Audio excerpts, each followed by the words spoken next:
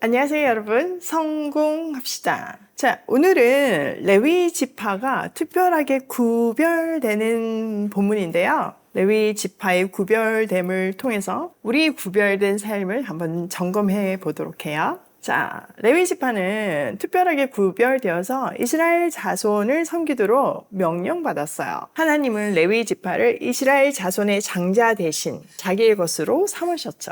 오늘 본문에서는 레위 지파의 자손들의 계보와 그들의 직무를 상세하게 적고 있는데요. 한번 살펴보도록 할게요. 자, 14절. 주님께서 시날 광야에서 모세에게 말씀하셨다. 너는 레위 자손을 가족별, 가문별로 등록시켜라. 그들 가운데서 태어난 지 한 달이 넘은 남자는 모두 등록시켜라. 모세는 주님의 명령을 따라 지시받은 대로 그들을 등록시켰다. 레위의 아들들의 이름은 게르손과 고핫과 므라리이다. 게르손의 아들들의 이름은 가문별로는 림니와 시므아이다. 고핫의 아들들은 가문별로는 이므람과 이스하엘과 헤브론과 우시엘이다. 므라리의 아들들은 가문별로는 마흘리와 무시이다. 우선 여기까지 보면요. 자, 하나님께서는 모세에게 레위 자손도 계수하라고 명령을 내리세요. 그런데 다른 지파는 20세 이상 남자를 계수했는데 레위 지파만은 생후 한 달 이상 된 남자아이를 모두 등록시키래요. 이 차이의 의미가 뭘까요? 네, 맞아요. 20세 이상의 남자 계수는 병력을 계수한 거잖아요. 반면 레위 지파는요, 이스라엘의 장자를 대속하는 의미를 가지고 있어요. 그렇기 때문에 한 살 이상은 다 등록을 시켜야 되는 거죠. 조사의 목적이 완전 달라요. 자, 20절 후반절부터 레위의 가족들은 가문별로 들어보면 다음과 같다. 게르손에게서는 림니 자손 가족과 시므의 자손 가족이 나왔다. 이들이 게르손 자손의 가족이다. 태어난 지 한 달 넘은 남자를 등록시키니 모두 7,500명이었다. 게르손 자손의 가족들은 성막 뒤 서쪽에 진을 치게 되었다. 게르손 자손의 가문의 원로는 라엘의 아들 엘리아삽이다. 게르손 자손이 회막에서 맡은 일은 성막과 장막과 그 덮개와 회막 어기에 치는 휘장과 뜰의 휘장과 성막과 그 가운데 제단을 둘러싼 뜰의 어기에 치는 휘장과 이 모든 곳에서 있는 여러 가지 줄들을 보살피는 것이다. 자, 게르손 자손은요, 성막 뒤 서쪽에 진을 치고 성막과 성소의 커튼, 덮개, 휘장들을 관리하고 운반하는 책임을 맡았어요.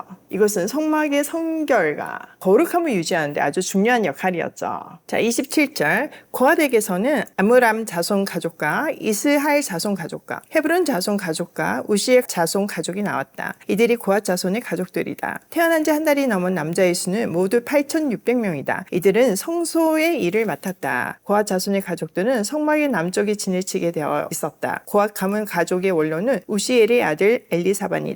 그들의 임무는 법궤와 상과 등잔대와 제단들과 제사 드릴 때 쓰는 거룩한 도구들과 휘장과 이것들에 관련된 모든 예식을 보살피는 것이었다. 레위 사람의 최고 원로는 제사장 아론의 아들 엘리아살이고 그는 성소의 일을 맡은 이들을 감독하는 책임을 맡았다. 자, 고핫 자손은요, 성막의 남쪽에 진을 쳤고요. 성소 안에 있는 모든 기구들, 언약궤, 등잔대, 제단 이런 것들을 관리하는 역할을 맡았죠.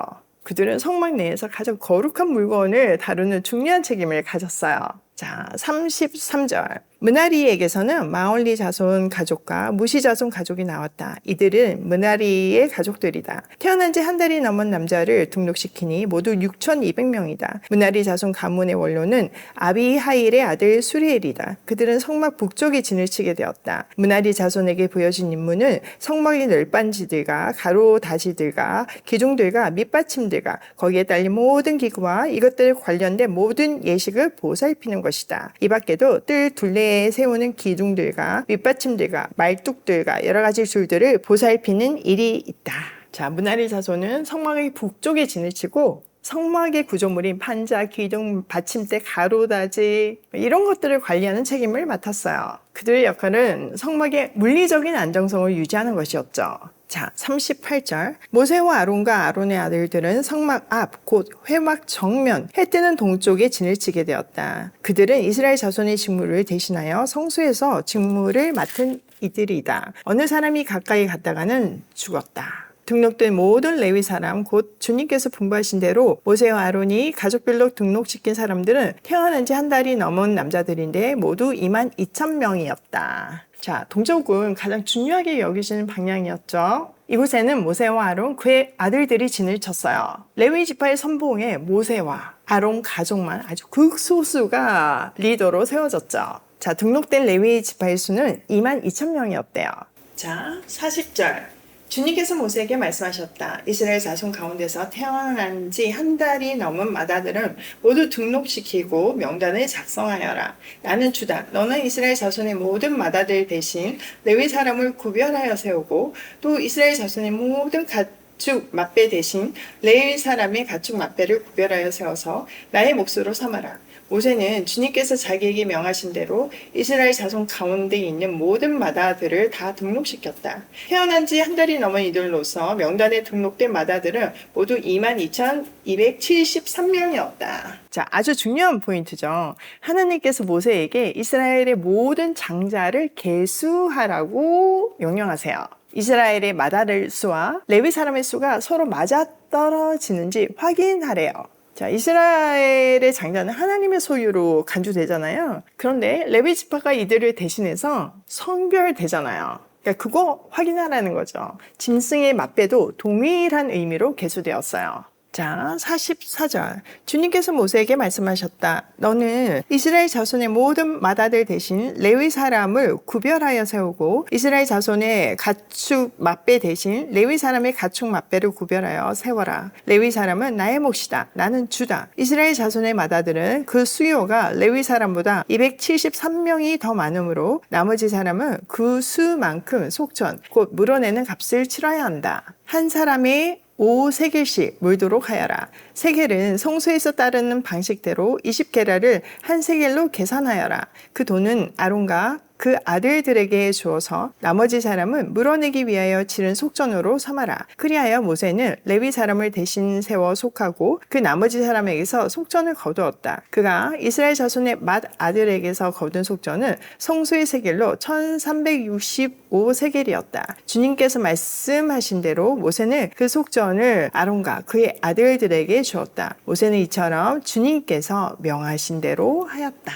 자, 하나님께서 모세에게 레위 지파를 이스라엘의 장자들과 교환하라고 명령하세요. 이 교환은 하나님께서 레위 지파를 이스라엘의 장자를 대신해서 성별하신다는 상징적인 의미를 지니고 있죠. 그런데 레위 지파의 수가 이스라엘의 장자의 수보다 적기 때문에 부족한 수만큼 속전, 속량금이죠. 그 속량금을 지불하래요.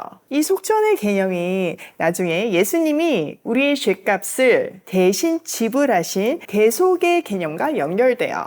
예수님의 희생은 우리의 모든 죄값을 치르는 완전한 속전이죠. 이렇게 구약의 제도적 개념을 통해서 예수 그리스도의 구속적인 사역을 상징적으로 나타내고 있어요. 그러니까 구약은 오실 그리스도를 얘기하는 책이잖아요. 정말 이렇게 딱 모든 포인트들이 예수 그리스도를 향하고 있어요. 이로써 우리에게 하나님의 주권과 그분의 구속 계획에 대한 신실함을 상기시켜줘요. 레위 사람이 이스라엘의 맏아들을 대속한 것처럼 우리도 그리스도를 통해서 대속된 사람들이에요. 하나님의 구별된 자들로서 그분의 뜻에 따라 살아야 하는 거죠. 우리의 모든 삶을 통해 하나님께 영광을 올려드려야 돼요. 또한 예수 그리스도의 희생이 우리 삶의 중심이 되어야 하며 놀라운 은혜를 기억하며 감사하고 또 그 은혜를 다른 사람에게 전하고 흘려보내는 삶을 살아야 해요.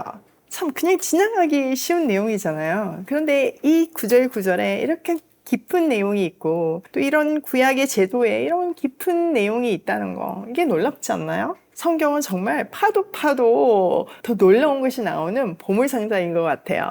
자, 오늘 내용을 우리 삶에 한번 적용을 해보면 첫 번째, 하나님께 헌신된 자로 살자. 레위 지파가 이스라엘 장자를 대신해서 하나님께 헌신된 자로 살았던 것처럼 우리도 동일하게 예수 그리스도를 통해 하나님께 구별되고 헌신된 자들이에요. 그분 뜻에 따라 살아야 하는 거죠.